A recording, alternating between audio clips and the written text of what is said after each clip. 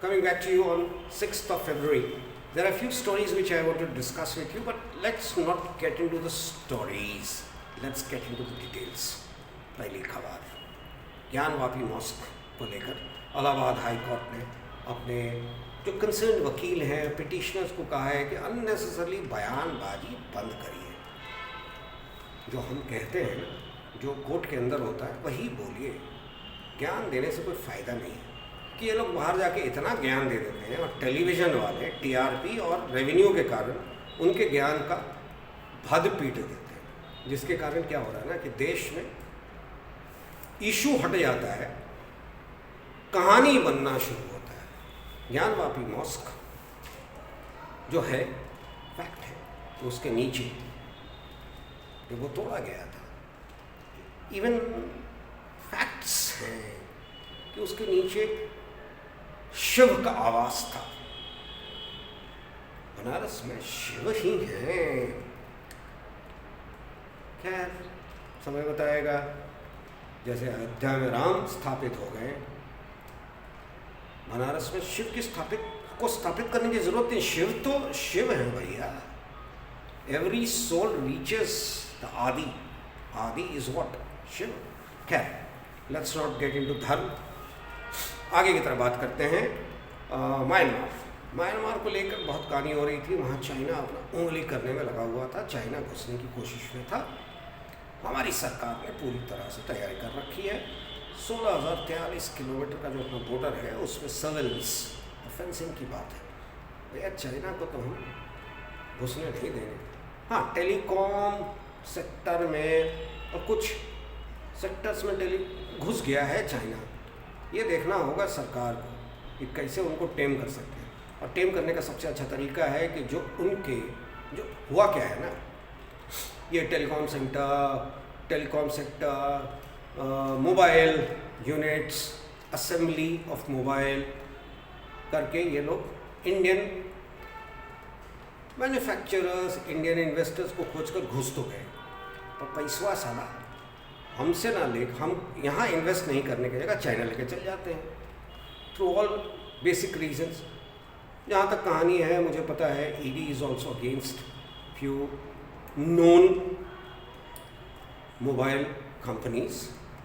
अब सरकार को चाहिए कि इन मोबाइल कंपनीज का क्लैरिटी के साथ डिक्लेयर कर दे कि they will have to give 51% to the Indian valid genuine Indian investors, जिसका कि सारे रिकॉर्ड्स अपने पास हो।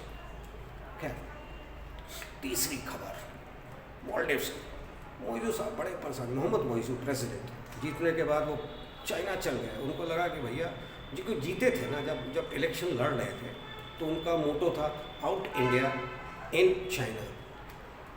घुसा लो चाइना को। श्रीलंका ने भी घुसाया था, फेस कर लिया। पाकिस्तान ने भी घुसाया था, फेस कर लिया। नेपाल ने भी घुसाया था, फेस कर लिया। बांग्लादेश में थोड़ी बहुत कोशिश हो रही है। बर्मा, म्यांमार में थोड़ी बहुत चाइना की कोशिश है। घुसा लो ना, अंदर इतना घुस जाएगा ना तो तुमको अभी भी पता नहीं चलेगा कि तुम कौन हो और अगला कौन है। India has always been your supporter. India has always protected your rights. India हमेशा तुम्हारा दोस्त रहा है। इंडिया का साथ नहीं दोगे ना और इस तरह भटकते रहोगे चाइना के साथ, टल लो। मोइजू साहब, आपके खिलाफ अपोजिशन मालदीव्स डेमोक्रेटिक पार्टी ने ही इम्पीचमेंट की बात कर दी है। खैर, वो तो समय बताएगा। अभी मार्च में आपका पार्लियामेंट इलेक्शन है ना, संसद का इलेक्शन है। You need to get all those resolve and get all those clearances approved to your stand which you have taken by the parliament. देखते हैं चाइना कितना सपोर्ट कर। हाँ, सुना है कि चाइना अपने चाइनीज़ टूरिस्ट को पूरी तरह घुसेड़ रहा है मालदीव्स में कि भैया कम से कम वर्ल्ड वाइड ये दिख जाए कि उसका इकोनॉमी क्रश नहीं हुआ because of the involvement of China.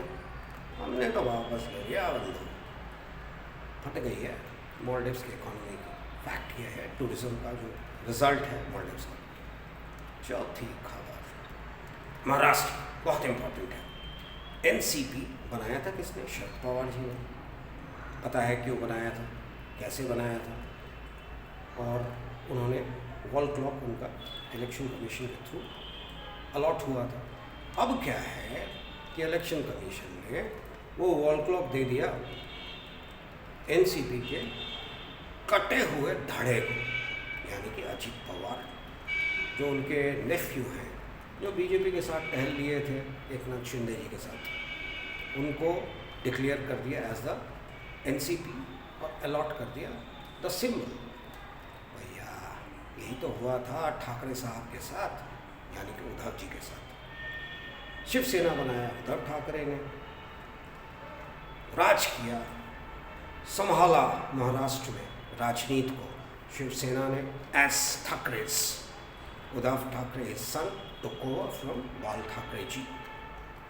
Suddenly कहीं से जो बाल ठाकरे जी ने किसी को बनाया था वो खड़ा हो गया कि अब हम हैं राष्ट्रीय में, जो नेशनल लेवल पे जिनकी पार्टी है उन्होंने उनको सपोर्ट कर दिया, एकनाथ शिंदे जी को। अब इलेक्शन कमीशन को भी थोड़ा सोचना पड़ता है ना, राजनीति है मामला। तो एकनाथ शिंदे जी को मान लिया गया एस शिवसेना। ठाकरे साहब कहाँ जाएंगे, माने उद्धव ठाकरे जी कहाँ जाएंगे? सेम चीज़ आ रहा है कि आप शरद जी कहाँ जाएंगे एनसीपी के मामले में।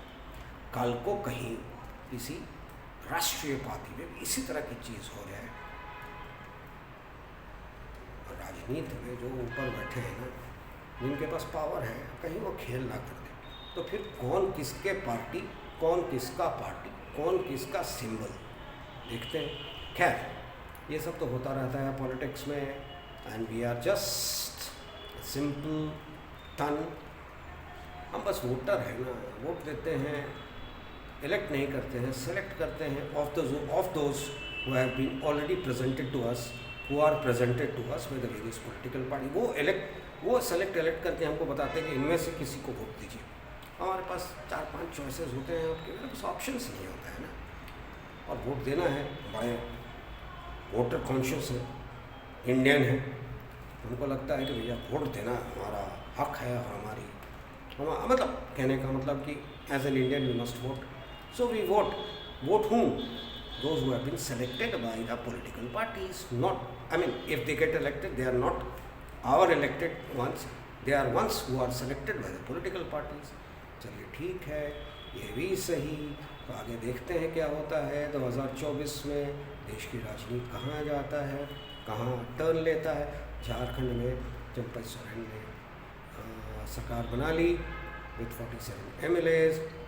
राहुल जी मिलने गए, उन्होंने जाके हेमंत सोरेन जी की पत्नी को गिफ्ट दिया, वो बुकेज जिसको कहते हैं ना, बुके दिया, हम आपके साथ हैं, हम आपके साथ रहेंगे। कांग्रेस झारखंड में और क्या, उनके लेवल पे कुछ नहीं है बंधु। कांग्रेस राष्ट्रीय लेवल पे, अरे राहुल जी भारत न्याय जोड़ो यात्रा कर रहे हैं ना, तो इन चीज़ों से दूर रहिए। आपके थिंक टैंक जो है ना, आपको इतने सालों तक फंसाए रखे, बर्बाद किए रखे, अब तो कम से कम उनसे पीछा छोड़ा लो sir. This is my last statement to you. Till then, love my FB, love my YouTube, subscribe it even you are not will subscribe it. Thank you. एक चीज़ और, मैंने कल कहा था ban Telegram, action against Telegram. देखिए Telegram एक ऐसा सोशल मीडिया पे प्लेटफॉर्म है ना, जहाँ हम आप सब कब किस समय नंगे हो जाएंगे ना, किसी को पता नहीं और हमें भी पता नहीं होगा। किसी को लगेगा हमें नंगा करना, वो किसी fake ID, fake IP, fake number से हमें डिमोरलाइज कर देगा, हमें नेकेड कर देगा with our obscene photographs. This is Telegram. Let's be very conscious about these social media platforms. Thank you very much. Love my YouTube. Thank you. Bye. See you again.